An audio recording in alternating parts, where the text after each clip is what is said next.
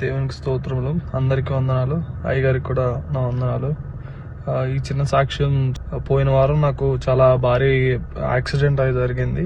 పోయిన మంగళవారం ఆఫీస్లో ఒక వర్క్ వల్ల బయటికి వెళ్ళి వస్తుండగా చాలా పెద్ద యాక్సిడెంట్ జరిగింది. ప్రమాదవశాత్తు నాకు ఏం కాలేదు. దేవుడు నా యందు ఉన్నాడని నేను చాలా గట్టిగా నమ్మాను. కార్ అయితే చాలా మొత్తం ఫుల్ డ్యామేజ్ అయిపోయింది.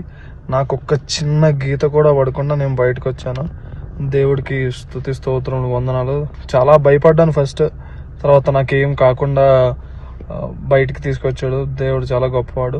మరియు నాకు వచ్చే నెల 6వ తారీఖున కోర్టులో కేసు ఉంది. అది అన్ఎక్స్పెక్టెడ్ గా జరిగిన దానివల్ల కోర్టులో నాకు అటెండ్ అవ్వమని చెప్పి నోటీస్ వచ్చింది.